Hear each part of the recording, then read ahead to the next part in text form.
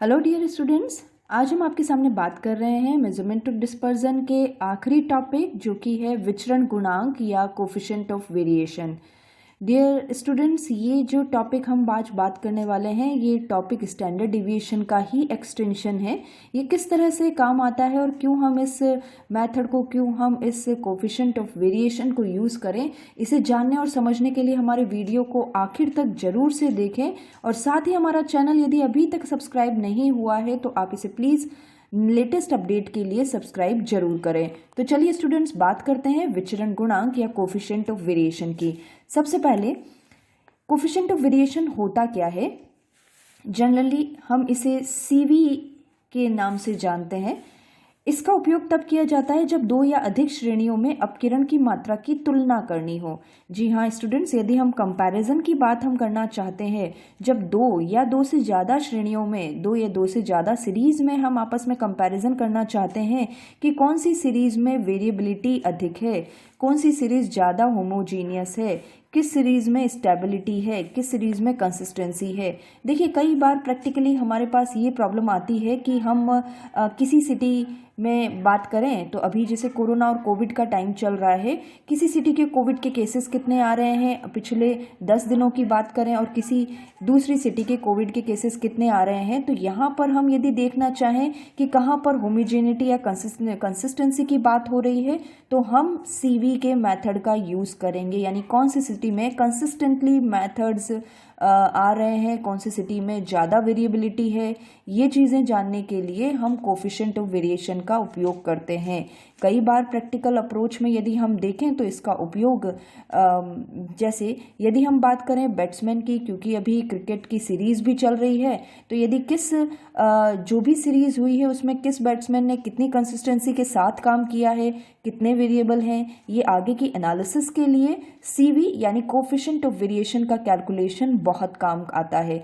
तो इसलिए हम इसका उपयोग दो या अधिक श्रेणियां जो हमारे पास नंबर वैल्यूज़ अवेलेबल हैं उनमें यदि कंपैरिजन करना चाहते हैं कि कौन सी सीरीज़ ज़्यादा कंसिस्टेंट है, किस सीरीज़ में वेरिएबिलिटी ज़्यादा है, किस में होमोजीनियटी यानी सजातीयता ज़्यादा है, किसमें स्टेबिलिटी है, तो ये सब काम के लिए हमें कोफिशिएंट ऑफ वेरिएशन का उपयोग करना होगा।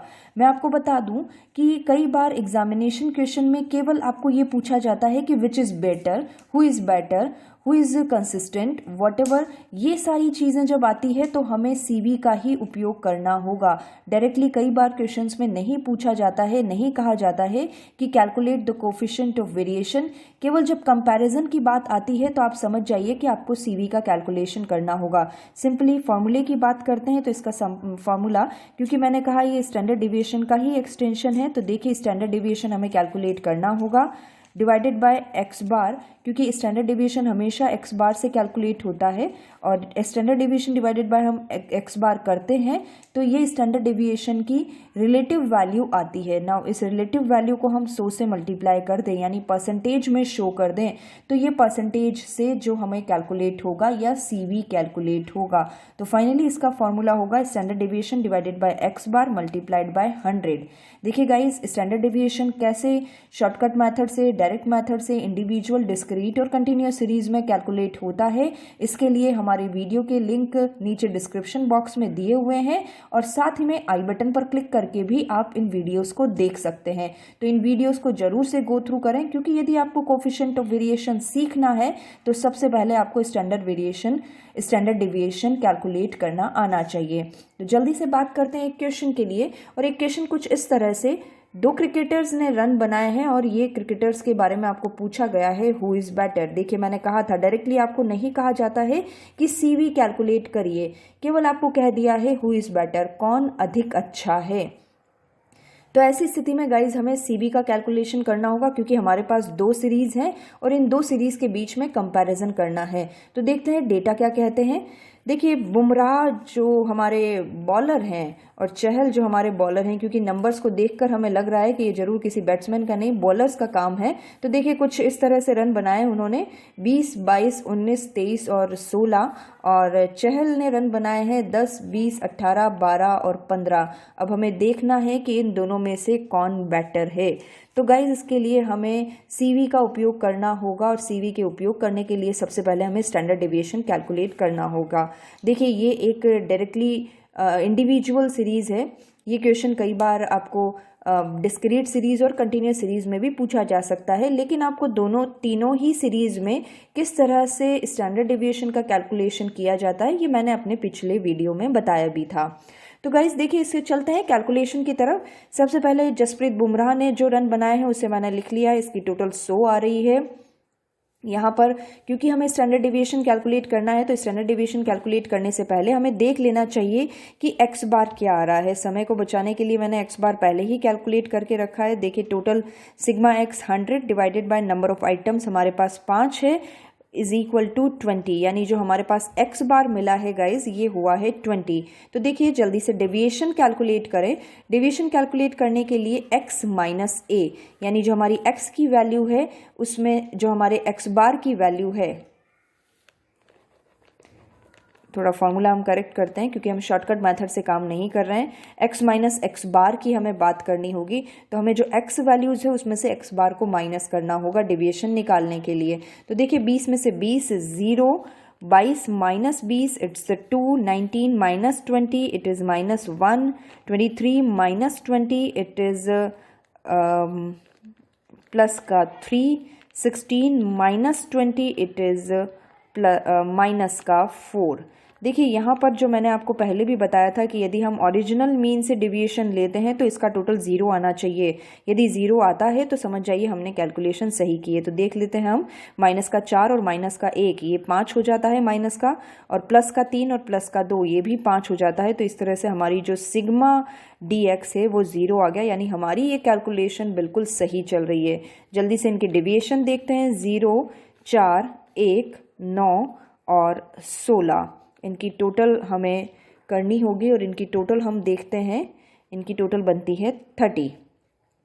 सो गाइज़ ये डिविएशन हमने कैलकुलेट कर लिया, क्योंकि आप सभी को अच्छे से पता है हमें डिविएशन और उसके स्क्वायर चाहिए यदि हम स्टैंडर्ड डिविएशन कैलकुलेट करना चाहते हैं। तो स्टैंडर्ड डिविएशन के लिए हमारे पास फॉर्मूला है इंडिविजुअल सीरीज़ में sigma dx square upon n। बहुत ही सिंपल सा क्वेश्चन है। देखिए यहाँ पर हम सिग्मा dx स्क्वायर हमारे पास आ गया है 30 डिवाइडेड बाय n 5 और उनका अंडर रूट हम करें तो इसका आंसर जो हमारा निकल के आ रहा है वो आंसर है 2.45। जी हाँ गाइज, यहाँ पर हम स्टैंडर्ड डिविएशन कैलकुलेट कर रहे हैं 2.45। ये हमारी बुमराह के लिए बनाए हुए रनों का है। नाउ चहल की भी बात कर लेते हैं, क्योंकि हमें दोनों ही सीरीज़ का कंपैरिजन करना है तो स्टैंडर्ड डिविएशन तो निकालना ही होगा। तो देखिए वाई सीरीज़ हमने मान ली है चहल को और टोटल इसका आ रहा है 75। वाई बार हमने कैलकुलेट कर लिया है सिग्मा वाई अपॉन एन 15 से। नाउ हमारे पास वाई बार अवेलेबल है 15 और 15 के साथ ही हम वाई माइनस वाई बार की सहायता से हम डेविएशन कैलकुलेट करेंगे। तो y माइनस वाई बार से 10 माइनस 15 माइनस का 5, 20 माइनस 15 प्लस का 5, 18 माइनस 15 प्लस का 3, 12 माइनस 15 माइनस का 3 और 15 माइनस 15 0 है। अगेन इसकी एक बार टोटल देख लीजिए, 0 आ रही है, मतलब हमारा कैलकुलेशन सही है।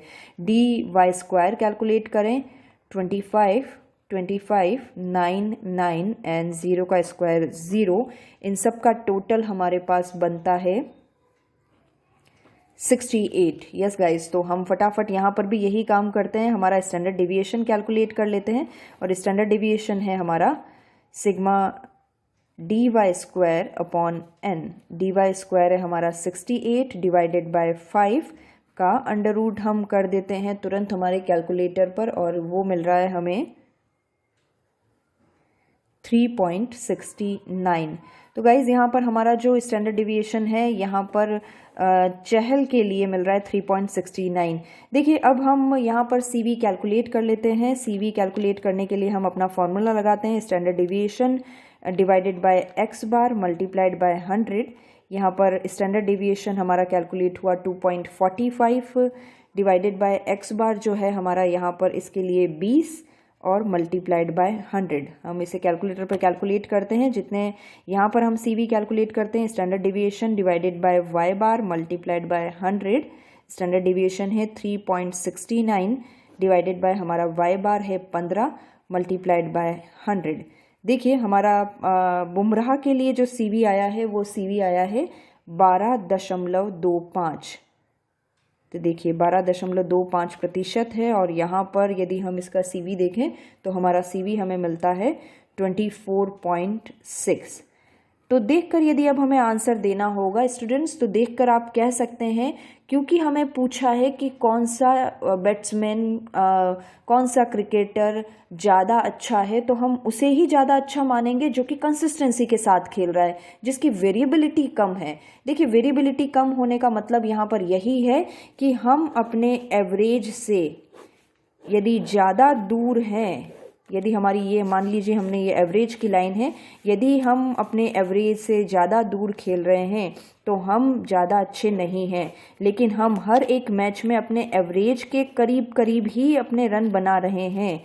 तो ऐसी स्थिति में हम इसे ज़्यादा कंसिस्टेंट मानेंगे और यही बैट्समैन, यही क्रिकेटर ज़्यादा अच्छा होगा। तो देखिए यहाँ पर बुमराह ने जो रन बनाए हैं 12.25 की कंसिस्टेंसी के साथ, और जबकि यहाँ पर जो रन बना है 24.6 के साथ, यानी चहल में वेरिएबिलिटी ज़्यादा है, उसके रनों में वेरिएबिलिटी ज़्यादा है। देखिए 10, 20, 18, 12 और 15, जबकि यहाँ पर बुमराह के रनों में कंसिस्टेंसी ज़्यादा है, 20, 22, 19, 23, 16, जो कि अपने एक्स बार के लगभग नज़दीक में ही है। तो गाइज़ इस तरह से इस प्रश्न का हल ये हुआ कि यहाँ पर जो बैट्समैन बुमराह है वो ज़्यादा अधिक अच्छा है, क्योंकि उसने अधिक कंसिस्टेंसी से काम किया है। तो गाइज़ इस तरह से आज का हमारा टॉपिक कंप्लीट हुआ कोफिशिएंट ऑफ वेरिएशन का। यदि आपको हमारा वीडियो पसंद आया है तो इसे लाइक और शेयर ज़रूर करें, और हमारे चैनल को सब्सक्राइब करना तो बिल्कुल ना भूलें। Thank you guys, thank you so much.